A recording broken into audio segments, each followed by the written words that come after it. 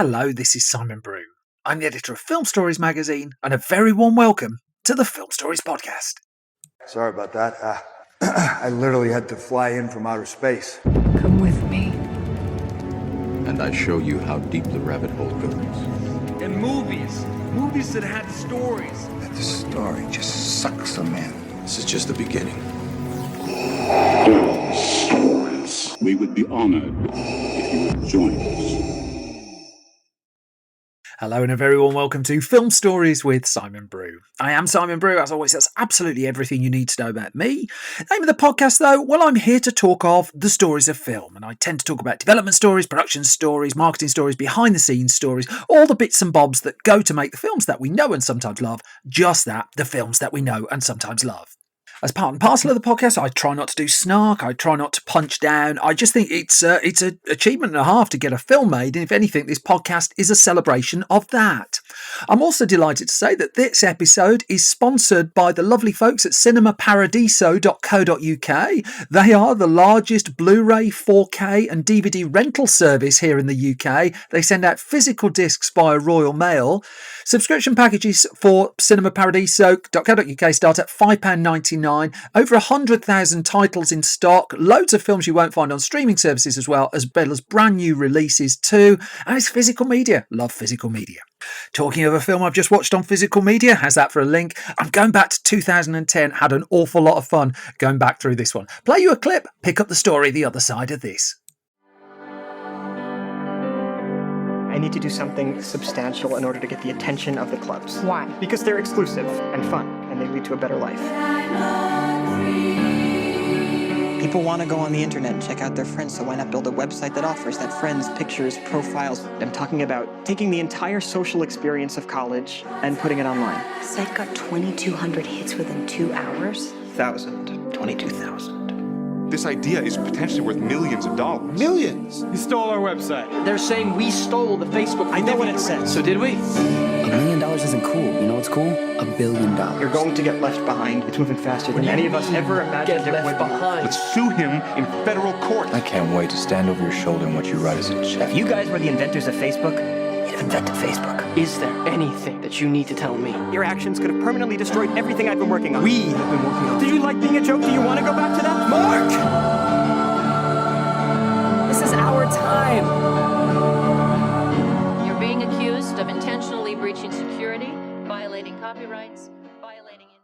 That then was a clip from 2010's The Social Network, directed by David Fincher. Screenplay for this one by Aaron Sorkinm, based on Ben Mesrich's book, The Accidental Billionaires, with a cast including Jesse Eisenberg, Rooney Mara, Andrew Garfield, Justin Timberlake, Armie Hammer and Max Minghella. Now, in theory, the start of this particular film project was the book The Accidental Billionaires, about primarily Mark Zuckerberg, the rise of Facebook, and the fact that all these young people from Harvard suddenly made a social networking site that basically dominated the world. But even before the book was finished, its publishers saw the film potential in this one and started shopping it around Hollywood studios.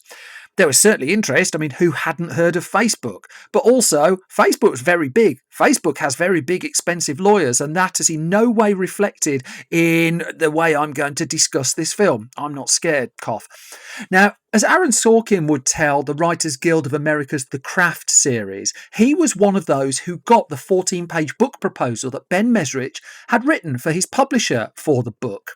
Now, the publisher was shopping it around for a film sale, and as Sorkin said, that's how it wound up in my hands. I was reading it, and somewhere on page 3, I said yes. It was the fastest I said yes to anything.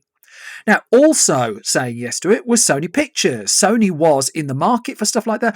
The turn of going into the end of the noughties and the early 2010s, Sony was still one of the studios who was looking actively for kind of original standalone films, and this was one of those that really fitted what it was after. Now, Sorkin himself was drawn by the fact that Mesrich's story wasn't really the story of Facebook. The reason he said yes on page 3 was that it had nothing in his eyes to do with Facebook. He said the invention itself is as modern as it gets, but the story is as old as storytelling. The themes of friendship, loyalty, jealousy, class, and power. Sony duly acquired the film, and Sorkin was quickly on board to write it.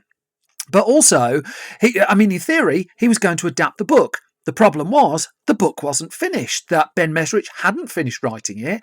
And so the assumption was Sorkin would hang around, wait for the book manuscript to be delivered, and then he would start adapting it. That wasn't really an assumption that Sorkin was keen to play to. He was really interested in this right here, right now. So he opted not to read it, really. Well, I say opted, he didn't really have an awful lot of choice because he wanted to get going. And so what happened is Mesrich and Sorkin were doing research on the same topic at the same time, but writing their stories independently of each other. And every now and then they would meet up and just compare notes just to make sure they're roughly on the same metaphorical page. Part of the research was Harvard alumnus Natalie Portman, who threw a dinner party. She's told this story for Aaron Sorkin with some of her friends. Now, Portman had been to Harvard, and so she gave Aaron Sorkin a load of insider info, and he rewarded her with a line that appears in the final cut of the film. The biggest thing on a campus that included 19 Nobel laureates, 15 Pulitzer Prize winners, 2 future Olympians, and a movie star. That movie star was Natalie Portman. She was actually named in one of the deleted scenes from the film, but as we'll come to, David Fincher shoots a fair amount of coverage. So by the time the book was actually finished and in Sorkin's hand, the screenplay for this one was about 80% done already. Now, he talked about the research he went and did. He said he went and did a lot of first-person research with a number of the people that were involved in the story. Quite a few of whom did that cooperated with Sorkin on the strict condition of anonymity. But Sorkin said, what I found, and this is to the Writers Guild of America, was that 2 lawsuits were brought against Facebook at roughly the same time, that the defendant plaintiffs' witnesses all came into a deposition room and swore under oath, and 3 different versions of the story were told. And so he said, instead of choosing one and deciding that's the truest one, or choosing one and deciding that's the juiciest one, I decided to dramatise the idea that there were 3 different versions of the story being told. And that's how the structure of the film came together. I don't think it's going massively spoilery to say a good chunk of it jumps backwards and forwards in time, and a chunk of it takes place in a deposition room with the core characters all around the table.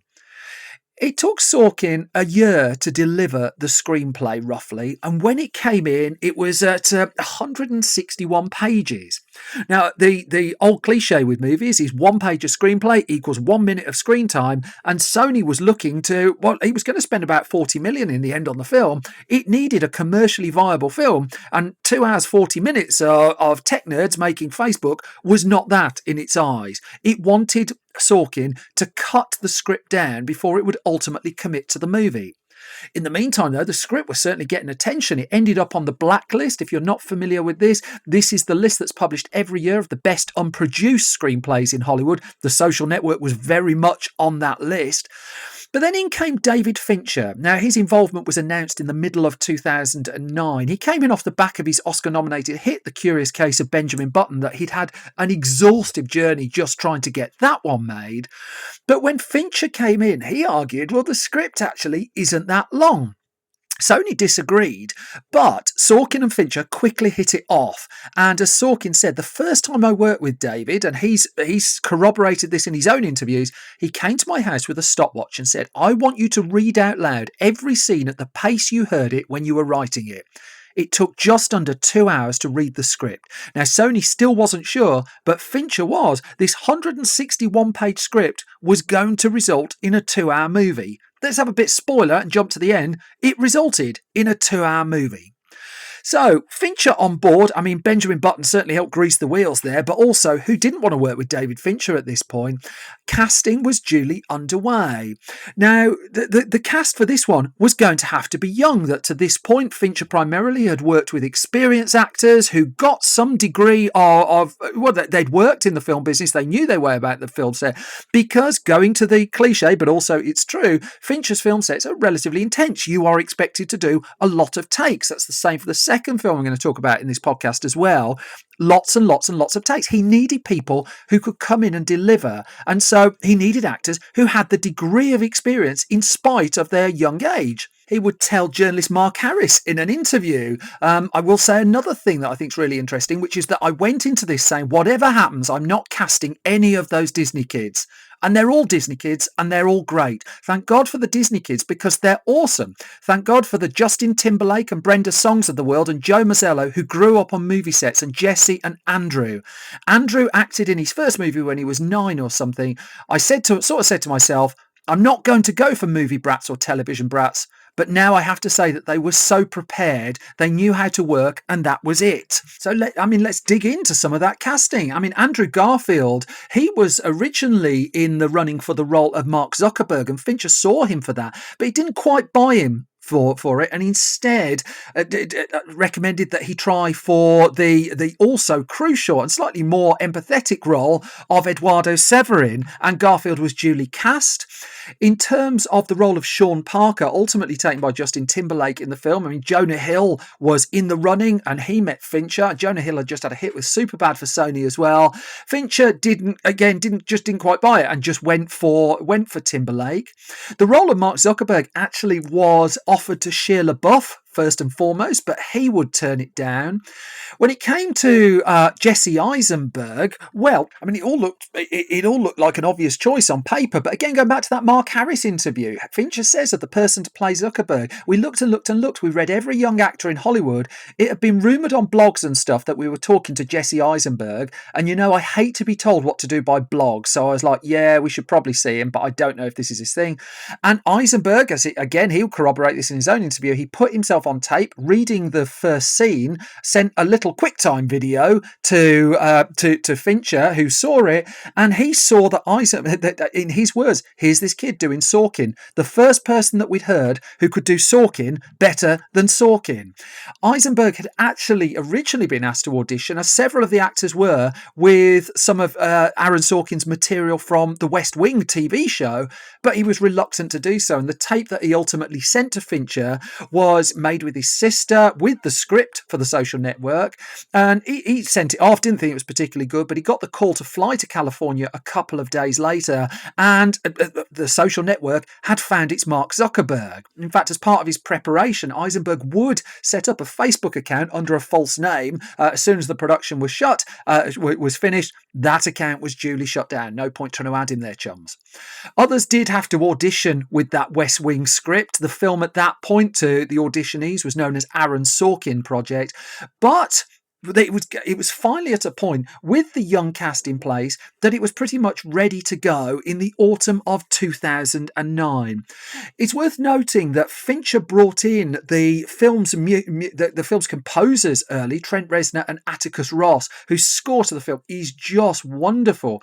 But what that meant is, because they were able to start on the music early, when it actually came to post-production, the editors could cut the film together using existing score.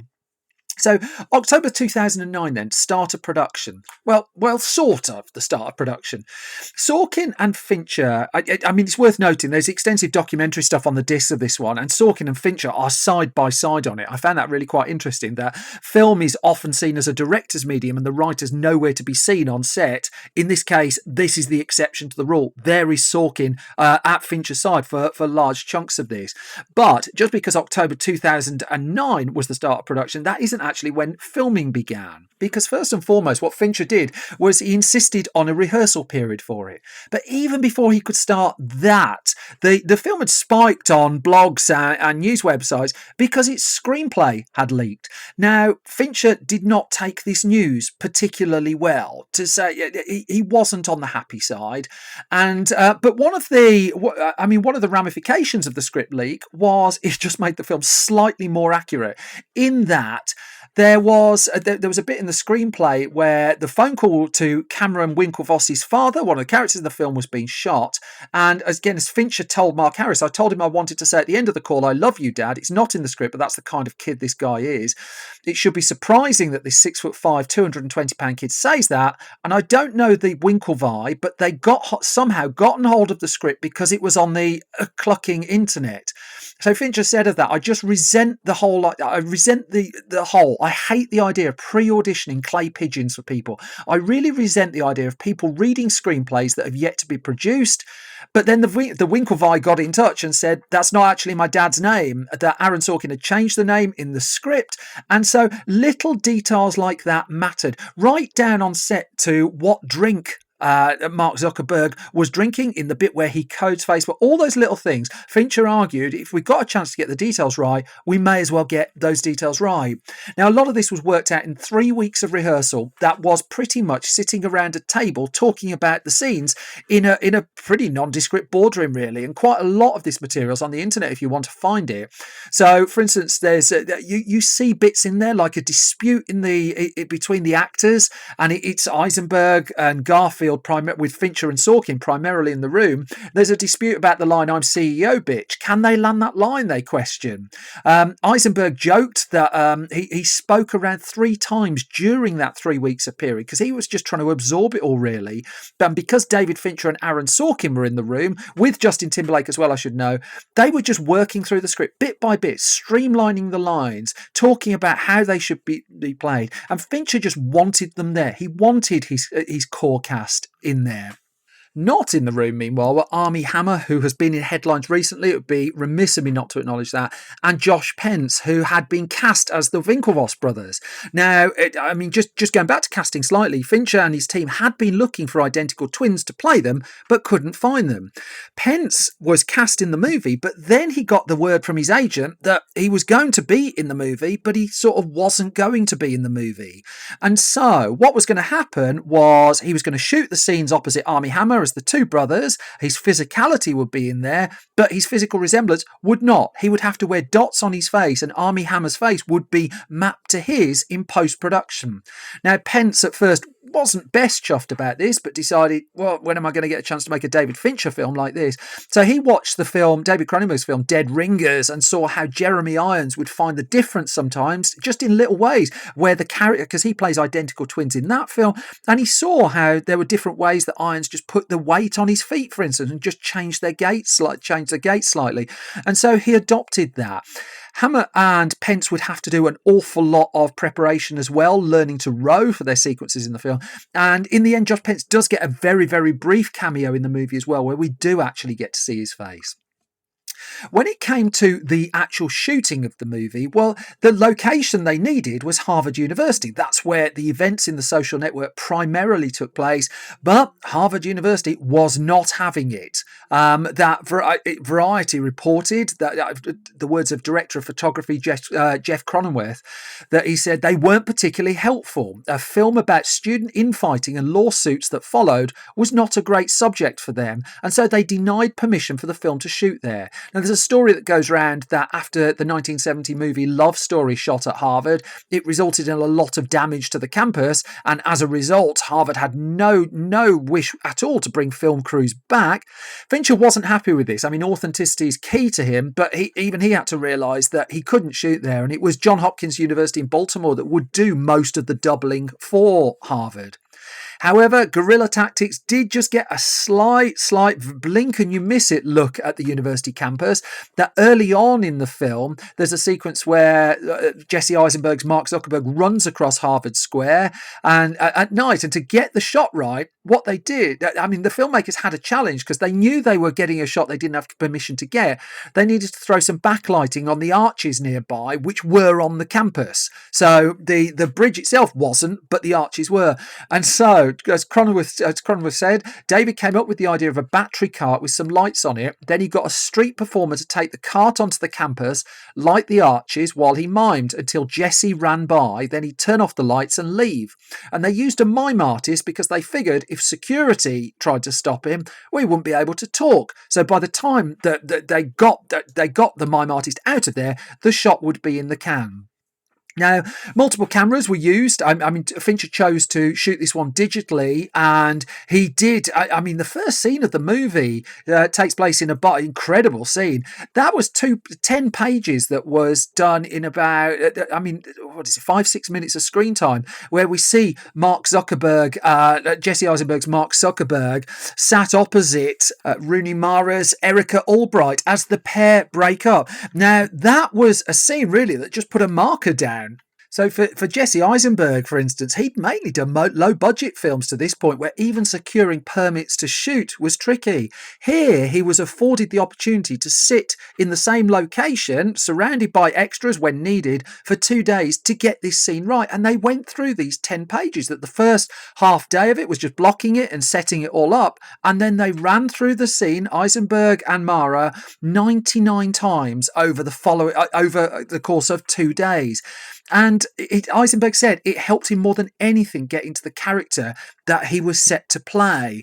That Fincher would just duck in and just make little suggestions and get both Mara and Eisenberg just to dig into ideas that they had and really just set the scene for the movie and also set the scene for the shoot.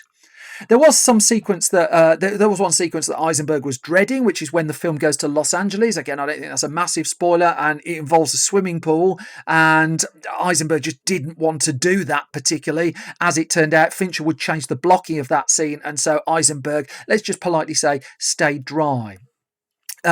Fincher then, he doesn't massively like to talk about the fact that he does multiple takes, but he's always been a kind of, I'd prefer having lots and lots of takes over special effects or a tank or something like that.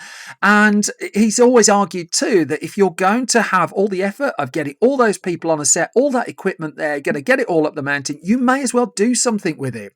So this meant lots and lots and lots of goes of various scenes, but it also brought with it some side challenges, such as Armie Hammer having to eat a burger over and over and over again.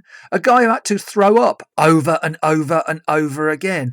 If you go back to like a bar scene and you see people having their drinks, imagine that after every time Fincher called cut, although he didn't call cut an awful lot, he just said go again, and they just kept rolling and rolling, which you could do with digital, of course. But imagine every drink had to be replenished to the exact level just for the sake of continuity. There was also, in the midst of it all, the deposition sequence that I just mentioned right near the start. And that's one of the rare occasions in a movie where all of the core actors, all of the core creatives can get around a table for a scene together. And this was really, Eisenberg's talked about this, about just that kind of scene just doesn't come along very often at all. The movie then was heading towards the end of its physical production. But let's go back to Aaron Sorkinm for the last shot of the film, because I glossed over this earlier. Sorkin had actually been due to make his directorial debut with The Social Network. He wouldn't make his directorial debut until Molly's Game in 2017 in the end. But after Fincher had read the script and had decided he wanted to come aboard just a few days later, it was conditional on the fact that Sorkin was happy to step aside. And Sorkin was happy to step aside. It proved a wise career. Well, I don't think they were looking at it as career moves, but it proved a wise move for the film and for the pair of them.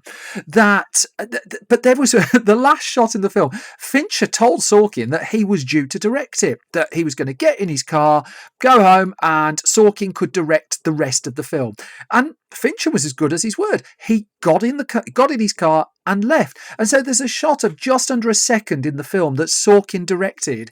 And originally he just did 2 takes of it, but it was Bob Wagner, the first assistant director on the film, said David will kill me if I only give him 2 shots to choose from. So they went back and did it a few more times just before the main bulk of filming wrapped up.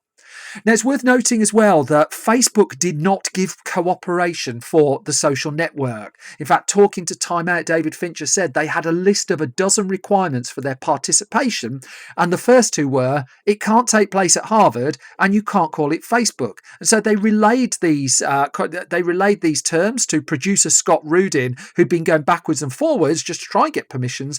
And as Fincher said, Rudin, who's not a dumb guy, just said that the discussions didn't need to go any further. We're going to make a movie about the litigation, as the depositions are all part of the public record, and we can glean from them the drama that we need to make our film. The final shots of The Social Network didn't actually get in the can until about 2-3 months before the film was ultimately released, and that was because they had to wait to get the Royal Regatta rowing scenes that we ultimately get in the movie, because you could only film that at the point it was taking place in the middle of summer. In all, the film would shoot as well as at Johns Hopkins University. It would go to Los Angeles for certain scenes. It would come to the UK and shoot in Henley-on-Thames. It would be in Massachusetts as well. But filming being duly wrapped up, and it was heading towards its much anticipated release. Now, in post-production, some work was required just to trim the film to get it to a PG-13 rating, which Sony had mandated for its release in the US. That, for instance, there's a moment where the character of Mark Zuckerberg is passed a note in the middle of a lecture hall which has an unpleasant message on it. Let's just say the original message that was on that note would win enough to get the film an R rating in the US alone. There's a moment, going spoiler light, which involves the use of cocaine. That had to be trimmed really, really, really carefully in order for that to get that PG-13 rating from the Motion Picture Association of America. That's one of their triggers that tends to knock things up to an R. I should point out that a very early cut of the film was actually screened for representatives for Facebook as well, that they were allowed to see what was coming. And Fincher's phrase describing this, and again he said it's time out, was they were, quote, appropriately appalled by what they saw. Running alongside the post-production process on the movie, there was the marketing campaign for it, and a really smart marketing campaign as well. That the poster really, really struck a chord. And the original tagline of you can't make 300 million friends without making a few enemies, well, that was changed relatively late in the day, because the consideration was, well, by the time the film's actually out, the number of members that Facebook would have would likely be up to 500 million. And so they changed it and crossed their fingers that it would be the case, and it was the case. Fincher would say, just going back to that Time Out interview, his problem with the ad campaign was you can't say punk genius billionaire, which is one of the taglines, because it's using that narcissistic MTV flash to get kids interested. I wanted to include Judas or traitor because you've got to have a bad word in there. Punk genius billionaire is basically a giant, well, let's just say, degree of oral pleasure going on. In post-production, there was quite a lot of digital effects work that needed to be done, not least the aforementioned supplanting of Armie Hammer's head on Josh Pence's body. But also, as the edit came together, they could get relatively close to the final movie because they did, as I mentioned before, have the music in place. If you read through the end credits, by the way, you should see that there's a special thanks for Steven Soderbergh in there, filmmaker Steven Soderbergh.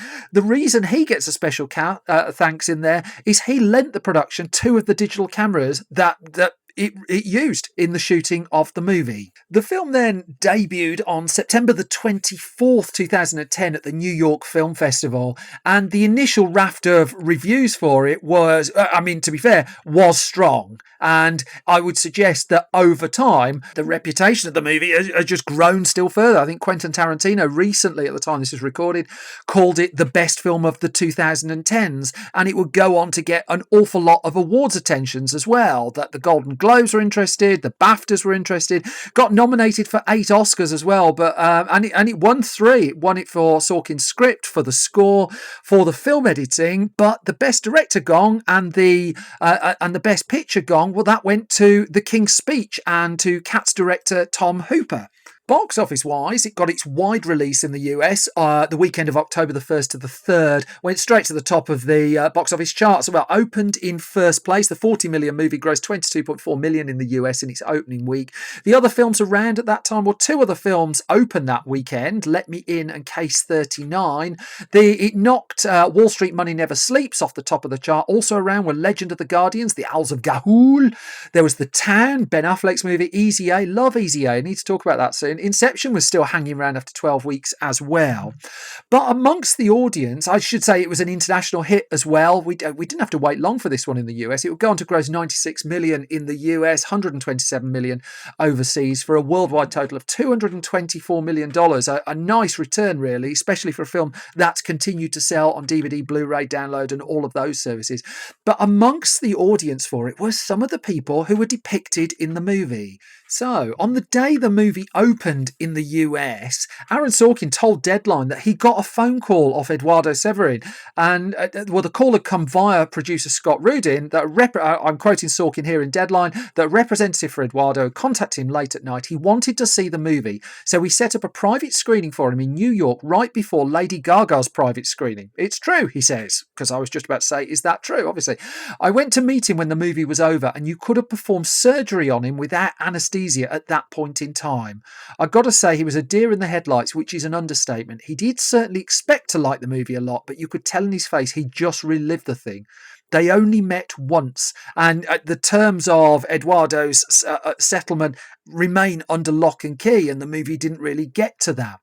Mark Zuckerberg saw it as well. He was, as The Guardian reported in 2014, he was a bit hurt by it as well. That he said it made up a bunch of stuff I found kind of hurtful. He said, I haven't spent a lot of time thinking about that movie in a while. He had said he wasn't going to watch it, and then he did. He said, I think the reality is that writing code and then building the product and building a company is not a glamorous enough thing to make a movie about.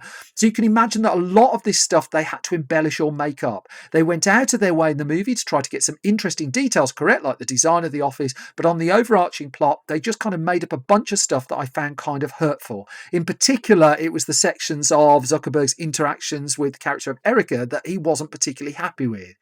He'd met, Jesse Eisenberg and Mark Zuckerberg had actually met at one point as well, and Zuckerberg said there were pretty glaring things that were just made up about the movie that made it pretty hard to take seriously. In the aftermath of its success, and it remains a success, there was talk at one point about Fincher and Sorkin coming together on a film about Steve Jobs that Sorkin would write the screenplay for, and that was pretty much ready to go. And Fincher, in the end, decided not to commit to that one. Danny Boyle would take that film on. He would describe it as the only movie he did as a director for hire. I think that came out, 2015, 2016 in the end. But for Rooney Mara, taking on a really pivotal supporting role in The Social Network, well, she would land herself absolutely in the spotlight for the project that Fincher decided to tackle next. He decided to work with Sony again on The Girl with the Dragon Tattoo. That is a story for another time. To end this particular story, there is still talk of potentially doing The Social Network 2, given what's happened with Facebook over the last 10 years. Eisenberg said he's interested. Sorkin said he's interested. The person they're all waiting on is David Fincher. We'll just wait and see. To remind you, this podcast episode is sponsored by the wonderful folks at cinemaparadiso.co.uk. I've also got the latest issue of Film Stories magazine, which is coming back from the printers at the time that this podcast is being recorded.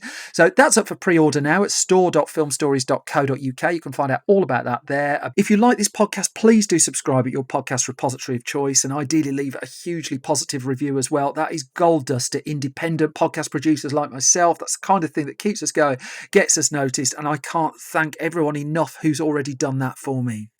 Which brings me to the end of this latest episode of Film Stories. Thank you as always for listening. You can find more of my waffle on Twitter at Simon Brew. You can find more from the entire Film Stories project at Film Stories or at the website, updated every weekday with stories, reviews, news, all sorts of gubbins. www.filmstories.co.uk. You're on Facebook at facebook.com/filmstoriesonline. Hope their lawyers aren't listening anymore. We're also, where else are we? youtube.com/filmstories. Most important thing though, as I bid you farewell for another week, is you all take care and look after yourselves. I thank you so much for your support. I thank you so much for listening. I'll be back soon with another bunch of film stories. The very best to you all. Bye bye.